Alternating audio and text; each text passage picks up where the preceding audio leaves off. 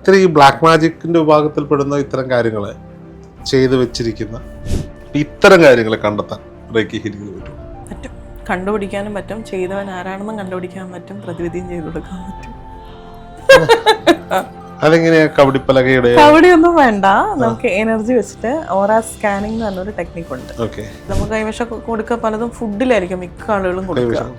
ആ ഫുഡ് നമുക്ക് കാണിച്ചു ഇത് ആരാണ് കൊണ്ടുവന്ന് വെച്ചാൽ നമുക്ക് ഡീകോഡ് ചെയ്യാൻ പറ്റുന്ന രീതിയിൽ കാണിച്ചു. ഈ കൂടോത്രോ കുറ്റിയടി അങ്ങനെയുള്ള ഇതുപോലെയൊക്കെയുള്ള കാര്യങ്ങൾ ചെയ്തിട്ടുണ്ടോ എന്ന് മാത്രം അറിയാനാണെങ്കിൽ എത്ര സമയം കൊണ്ട് പറ്റും? ഞാനതല്ലാണ്ട് എൻ്റെ ദീക്ഷാ റൂമിൽ ഇരുന്നിട്ട് കുറേ നേരം ഞാനിങ്ങനെ കമ്മ്യൂണിക്കേറ്റ് ചെയ്യും, ഒറ്റയ്ക്ക് സംസാരിക്കും.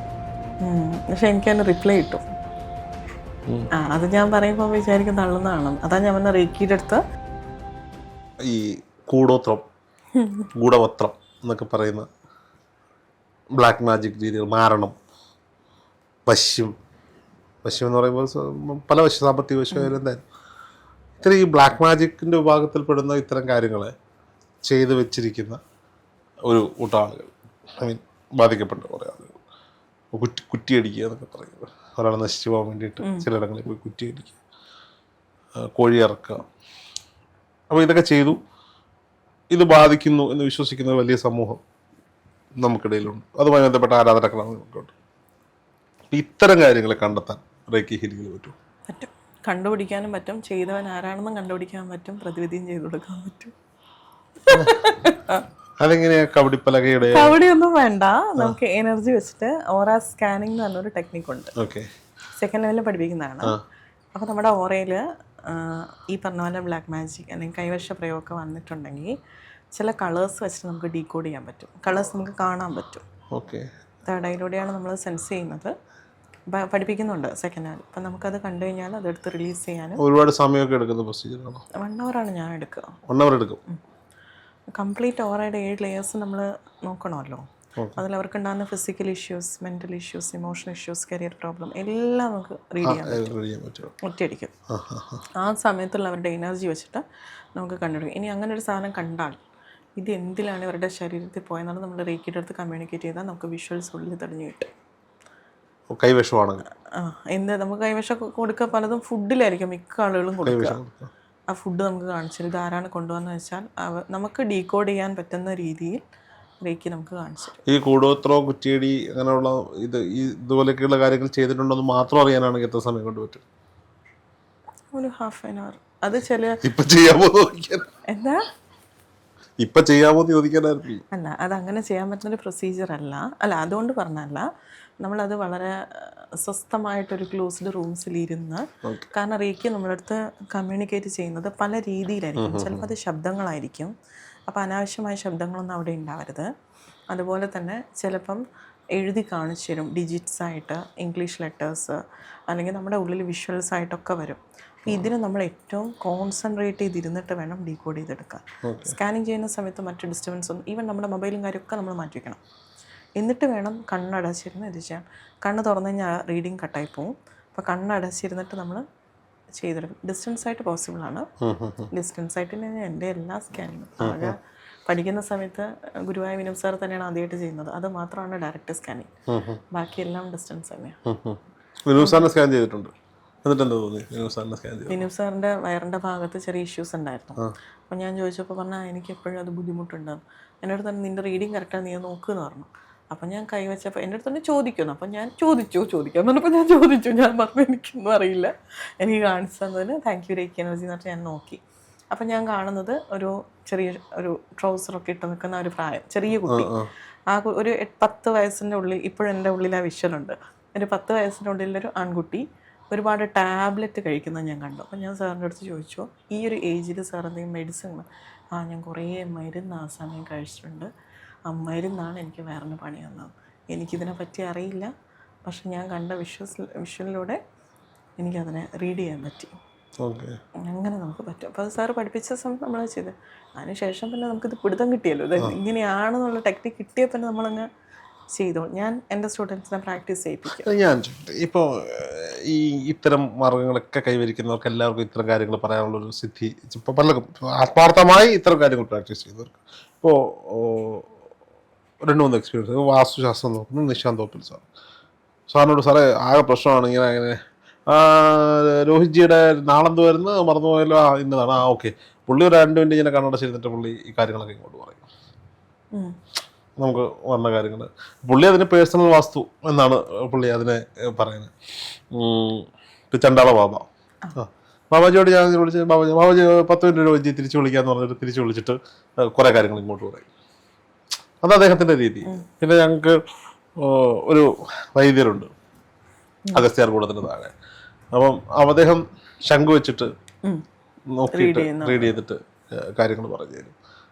ഇപ്പം ജയനാരായൺജി ഉണ്ട്, അദ്ദേഹം ഹസ്തരേഖ നോക്കിയിട്ട് പറയുന്നതാണ്. അപ്പോൾ അദ്ദേഹത്തെ നമ്മൾ ഫോണിൽ വിളിച്ചിട്ട് വെച്ചാലും അദ്ദേഹം നമ്മുടെ അടുത്ത് മനസ്സിൽ കണക്ക് കൂട്ടിയിട്ട് കാര്യങ്ങൾ പറഞ്ഞു തരാറുണ്ട്. അങ്ങനെ പലര്. നമ്മുടെ കാന്തല്ലൂർ സ്വാമിയുണ്ട്, കാന്തല്ലൂർ സ്വാമിയുടെ അടുത്ത് ഒന്നും പറയണ്ട, ഒന്നും ചോദിക്കുകയും വേണ്ട. പുള്ളി കാണുമ്പോൾ തന്നെ എന്തെങ്കിലും പറയാനുണ്ടെങ്കിൽ പുള്ളി ഇങ്ങോട്ട് പറയും. നമ്മളെന്തെങ്കിലും അങ്ങോട്ട് പറയുന്നത് നീ പറയണ്ട ഞാൻ പറഞ്ഞോളാം എന്ന് പറയും. കർണേശി ഉപാസനയാണ്. അപ്പോൾ ഇവരെല്ലാം ഉപയോഗിക്കുന്ന രീതി, ഇവരുടെയൊക്കെ ഇപ്പോൾ റേക്കി, വാസ്തു, കർണേശി ഉപാസന, തന്ത്ര, മന്ത്ര, മാന്ത്രികം, അത്തരത്തിലുള്ള കർമ്മങ്ങളൊക്കെ ചെയ്യുക. പല ആളുകളുടെ പേര് ഞാൻ പറഞ്ഞ കൈനോട്ടം, ജ്യോതിഷം. പക്ഷെ ഇവർക്ക് എല്ലാവർക്കും കണ്ണടച്ചൊന്നിരുന്നാൽ ആത്മാർത്ഥമായി പറയുന്നവർക്ക് ഈ സിദ്ധി ലഭിക്കുന്നുണ്ട്. അത് ഈ ഉപയോഗിക്കുന്ന ടൂളുകളുടെ പ്രത്യേകതയാണെന്ന് എനിക്ക് തോന്നുന്നില്ല. Practice make a man perfect എന്ന് പറയുന്നത് പോലെ പ്രാക്ടീസ് ചെയ്ത് അതൊരു സിദ്ധിയാണ്. അങ്ങനെ തന്നെ ഞാൻ പറയും, അതൊരു ബ്ലെസ്സിങ്. ഇപ്പൊ ബ്രേക്ക് പഠിച്ച എല്ലാവരും പെർഫെക്റ്റ് റീഡേഴ്സ് ഒന്നും അല്ല, ഒരിക്കലല്ല. ഞാനാണെന്ന് സമ്മതിക്കത്തുമില്ല. കാരണം പലരും പഠിച്ചിട്ട് ചുമ്മാ മുകളിലോട്ടൊക്കെ ഇരിക്കുന്ന ആൾക്കാരൊക്കെ ഉണ്ട്. ഞാൻ എപ്പോഴും പറയും കൃത്യമായിട്ട് നിങ്ങൾ സാധന ചെയ്യണം. അതല്ലാണ്ട് അതിന് ഷോർട്ട് കട്ട് വഴിയൊന്നുമില്ല. കൃത്യമായിട്ട് സാധന ചെയ്യണം, നല്ല ഉപാസന വേണം. പിന്നെ ഞാൻ എപ്പോഴും പറയും സറണ്ടർ ആയിട്ട് ഡെഡിക്കേഷനോട് കൂട്ടിയിട്ട് ചെയ്യാം. അപ്പോഴേ ആ എനർജി നമ്മളിലേക്കും നമ്മൾ എന്ത് കൊടുക്കുന്നു അതാണ് നമ്മൾ റിസീവ് ചെയ്യുന്നത്. അല്ലാണ്ട് ഇതിൻ്റെ പിന്നിൽ മാജിക്കോ കാര്യമൊന്നുമില്ല. സിദ്ധി ഉണ്ട്, അതില്ല ഞാൻ പറയില്ല. നമ്മളെ പ്രാർത്ഥനയും അതിനോടുള്ള ആ ഒരു ഡെഡിക്കേഷൻ. ഇതിനുവേണ്ടി പ്രത്യേക മെഡിറ്റേഷൻ ഒക്കെ ചെയ്യുന്നുണ്ടോ? ഞാൻ ചെയ്യാറുണ്ട്. അത് ഗുരു പറഞ്ഞു തന്നെയാണോ അത് വേറെ നമ്മൾ സ്വന്തമായി കണ്ടെത്തിയാണോ? ഗുരു പറഞ്ഞു തന്നതെന്നല്ല, മാഷ് പറഞ്ഞിരുന്ന എപ്പോഴും നമുക്ക് നോ തോട്ട് മെഡിറ്റേഷൻ ചെയ്യാനാ. ഞാനതല്ലാണ്ട് എൻ്റെ ദീക്ഷാ റൂമിൽ ഇരുന്നിട്ട് കുറേ നേരം ഞാനിങ്ങനെ കമ്മ്യൂണിക്കേറ്റ് ചെയ്യും, ഒറ്റയ്ക്ക് സംസാരിക്കും. പക്ഷെ എനിക്കതിന് റിപ്ലൈ കിട്ടും. അത് ഞാൻ പറയുമ്പോൾ വിചാരിക്കും തള്ളുന്നതാണ്. അതാ ഞാൻ പറഞ്ഞ റേക്കിയുടെ അടുത്ത് നമുക്ക് കമ്മ്യൂണിക്കേറ്റ് ചെയ്യാൻ. ഞാനങ്ങനെ വിചാരിക്കില്ല കേട്ടോ. അല്ല, രൂപത്തിനല്ല പറഞ്ഞത്, ഇത് കാണുന്ന പ്രേക്ഷകരുടെ അടുത്ത് വിചാരിക്കും എന്തായി പറയുന്നേ. ഞാനിങ്ങനെ പലപ്പോഴും പല കാര്യങ്ങളും വെറുതെ ഇരുന്ന് പറയുന്ന കാര്യങ്ങളൊക്കെ പിന്നീട് നടക്കാറുണ്ട്. നമ്മുടെ തൊഴിൽ സംബന്ധമായിട്ട് എടാ നമുക്ക് നാളെ ഒരു സാധനം വരും എന്നൊക്കെ പറയുന്നതിൻ്റെ കൂട്ട്. പക്ഷെ ഇത് ഞാൻ എൻ്റെ അകം കൊണ്ട് സംസാരിക്കുന്നതാണ്, എനർജി ആയിട്ട് സംസാരിക്കും. എനിക്കതിന് റിപ്ലൈ കിട്ടാറുണ്ട്. ഞാനതിൽ ഹാപ്പിയാണ്, ഞാൻ സാറ്റിസ്ഫൈഡ് ആണ്. ചിന്തകളെ കണക്ട് ആവും. ഞാനിപ്പോൾ ഒരു ഡ്രൈവ് ചെയ്ത് എങ്ങോട്ടെങ്കിലും പോവുകയാണെങ്കിൽ എനിക്കൊരു സാധനയും ഇല്ല, യാതൊരു മെഡിറ്റേഷനും ഇല്ല, ഒന്നുമില്ല. ഞാനൊരു സാധാരണക്കാരനായ മനുഷ്യൻ എങ്ങനെ ജീവിക്കുന്നു അങ്ങനെ ജീവിക്കുന്ന ഒരാളാണ്. നമ്മൾ ഡ്രൈവ് ചെയ്ത് പോകുമ്പോൾ നമ്മൾ മനസ്സിലേക്ക് ചില സംഭവങ്ങളോട് നമ്മൾ അതിനെക്കുറിച്ച് തിങ്ക് ചെയ്ത് ആ യാത്ര അവസാനിക്കുന്നതിന് മുമ്പ് അതുമായി കണക്ട് ചെയ്ത് ആരെങ്കിലും നമ്മുടെ ഫോണിൽ വിളിച്ച് സംസാരിച്ചിരിക്കും. പക്ഷേ രോഹിത് പറഞ്ഞാൽ ഒരു തിരുത്ത് വേണം. അതായത് ഇപ്പോൾ പറഞ്ഞില്ലേ ഒരു സാധനയും ഇല്ല, ഒന്നുമില്ല. പക്ഷെ നിങ്ങൾ സംസാരിക്കുന്ന വ്യക്തികൾ, എന്നെ പെടുത്തണമെന്ന് ഞാൻ പറയുന്നില്ല, പല രീതിയിൽ പല മേഖലയിലുള്ള പല സിദ്ധിയുള്ള ആളുകളായിട്ട് സംസാരിക്കുമ്പോൾ നമ്മൾ എന്തൊക്കെ പറഞ്ഞാലും അവരുടെ ഒരു പോസിറ്റിവിറ്റി ഇല്ലേ, അതിൻ്റെ ഒരു കണിക നിങ്ങളിലേക്ക് വരും. അത് നിങ്ങൾക്ക് കിട്ടുന്ന ഏറ്റവും വലിയ ബ്ലെസ്സിങ്ങാണ്. അത് മതി നിങ്ങൾ ഉയർന്നു പോകാൻ. ഞാൻ കാര്യമായിട്ട് പറഞ്ഞതാണ്. അപ്പോൾ അതുപോലും നമ്മളെ ഉയർച്ചയ്ക്ക് കാരണം നമുക്ക് ഒരുപാട് എനർജി നമുക്ക് കിട്ടും. ഉറപ്പായിട്ടും പോസിറ്റിവിറ്റി കിട്ടും, നെഗറ്റിവിറ്റി കിട്ടും. നെഗറ്റീവ് രീതിയിൽ ഇരിക്കുന്ന ആളുകളാണെങ്കിൽ അത് രണ്ടും കിട്ടും. പിന്നെ ഒരു അഹങ്കാരിയായ ഞാൻ പറയും ഇവർക്കൊക്കെ എൻ്റെ പോസിറ്റിവിറ്റി കുറച്ച് ഞാൻ കൊടുത്തു വിട്ടു. അങ്ങനെ പറഞ്ഞു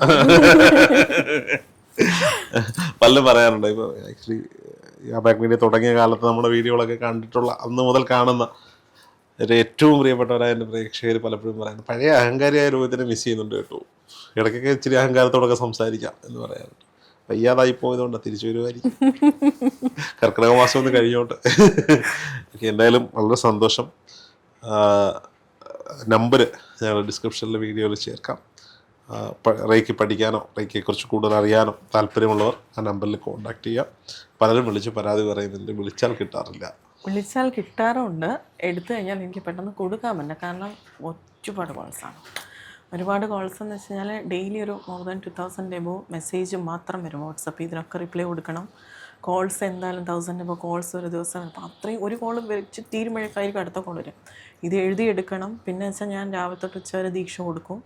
രാത്രി ഒരു ദീക്ഷയുടെ ഷെഡ്യൂൾ അതുണ്ട്. അത് കഴിഞ്ഞിട്ട് 8:30 തൊട്ട് 10-10:30 വരെ ക്ലാസ് കൊടുക്കും. അത് കഴിഞ്ഞിട്ട് ഹീലിംഗ് ഉണ്ട്. അതിൻ്റെ ഇടയിൽ വരുന്ന സമയത്ത് ക്ലയൻസിനോട് സംസാരിക്കും, ഹീലിംഗ്. പിന്നെ വെച്ചാൽ നമുക്ക് എടുക്കുന്നതിന് പരിധിയില്ല. ഇപ്പോൾ ഒരാൾക്ക് തന്നെ ചിലപ്പം 21 ദിവസം വേണ്ട ഹീലിംഗ് ഉണ്ടാവും. ആ അരമണിക്കൂർ അയാൾക്ക് വേണ്ടി മാത്രം മാറ്റി വയ്ക്കുന്നതാണ്. അത് ഈ വിളിക്കുന്ന ആളുകൾക്ക് അറിയില്ല. ഞാൻ ആരെയും കുറ്റപ്പെടുത്തല്ല കേട്ടോ. പിന്നെ വെച്ചാൽ ഈശ്വരൻ്റെ ഒരു വരദാനമായിട്ടാണ് ഞാൻ കാണുന്നത്. ഓരോ ദിവസവും ടെലികോളറെ വെച്ചൂടെ? 2 പേരുണ്ട്. ഒരാളിൽ നിന്നിപ്പോൾ 2 പേരായി. അല്ലാണ്ട് ഞാനല്ല എടുക്കും. ഞാൻ എടുക്കാത്ത എൻ്റെ ഒരു പണി നടക്കില്ല. സ്റ്റാഫൊക്കെ ഉണ്ട്, പക്ഷെ അവർ എഴുതിയെടുക്കും. ഞാൻ അവർ എഴുതി ബുക്ക് ചെയ്യുന്നതിനനുസരിച്ച് കിട്ടുന്നില്ലെങ്കിൽ വാട്സപ്പിൽ മെസ്സേജ് അയക്കുക. അതാണ് ഒരു സൊല്യൂഷൻ. വാട്സപ്പിൽ മെസ്സേജ് കുറച്ചുകൂടി എളുപ്പത്തിൽ കിട്ടും. കാരണം എന്ന് വെച്ചാൽ ചില ആളുകൾ നമ്മൾ വിളിക്കുന്ന സമയത്ത് ഇവർ അവരും തിരക്കുണ്ടാവില്ല. ഞാൻ ആരെയും കുറ്റപ്പെടുത്തുക, കാരണം അവർ ജോലി ചെയ്യുന്ന ആൾക്കാരാണ്, നമ്മൾ മാത്രമല്ലല്ലോ. നമ്മൾ തിരിച്ചു വിളിക്കുന്ന സമയത്ത് ചിലപ്പോൾ അവർ വിളിച്ചെടുക്കാം. അപ്പം ഞാനാണെങ്കിലും ഹീലിംഗ് ഒക്കെ കൊടുക്കാനാണെങ്കിൽ ഇൻ കേസ് വിളിച്ച് ഞാൻ ഉടനെ വാട്സപ്പിൽ മെസ്സേജ് അയക്കും, ഞാനാണ് ഹീലിങ്ങിന് വേണ്ടിയിട്ടാണ് വിളിച്ചത്, ഇഷ്യൂ എന്താണെന്ന് പറഞ്ഞാൽ നമുക്ക് ഹീലിംഗ് എടുക്കാമെന്ന് പറഞ്ഞിട്ട് തന്നെ ഞാൻ മെസ്സേജ് അയക്കും. എന്നിട്ട് ഹീലിംഗ് കൊടുക്കും. പിന്നെ എമർജൻസി കേസുകൾ വന്നാൽ ഞാൻ ഇതെല്ലാം മാറ്റി വെച്ച് അതിന് പരിഗണന കൊടുക്കും. അതായത് ഇപ്പം ചെറിയ നവജാത ശിശുക്കൾ ബ്രീത്ത് എടുക്കാൻ പറ്റാണ്ട് വിളിക്കുക, അല്ലെങ്കിൽ ഒരു ആക്സിഡൻറ്റ് കേസ് സംഭവിച്ചു, സിവിയർ ബ്ലീഡിങ്, പെട്ടെന്ന് അറ്റാക്ക് വന്ന കേസ്, ഇതൊക്കെ ഞാൻ എല്ലാം മാറ്റി വെച്ചിട്ട് അതിന് വേണ്ടിയിരിക്കും. ജനങ്ങളൊക്കെ ഇതിനോട് ഭയങ്കരമായ വിശ്വാസവും ആത്മാർത്ഥ്യം. ഇപ്പോൾ ചില ആളുകളൊക്കെ എനിക്ക് മെസ്സേജ് അയക്കും, രോഹിത അച്ഛൻ ICUവിലാണ്, പ്രാർത്ഥിക്കണേ. ഞാൻ ദൈവം ഇദ്ദേഹം തന്നെ എനിക്കിത് അയക്കുന്നത്. അപ്പോൾ അദ്ദേഹം എന്നോട് പറയുന്നത് ഒരു പക്ഷേ നമ്മൾ ആരെങ്കിലും പരിചയമുള്ള അടുത്ത് ഇത് പറയട്ടെ എന്ന് വിചാരിച്ചിട്ടായിരിക്കും. എന്തായാലും എല്ലാവരും ലോകാസമസ്ത സുഖിനോ ഭവന്തു പ്രാർത്ഥനകൾ ഉൾപ്പെടുത്തുക. ഇനിയും കാണാം. Thank you.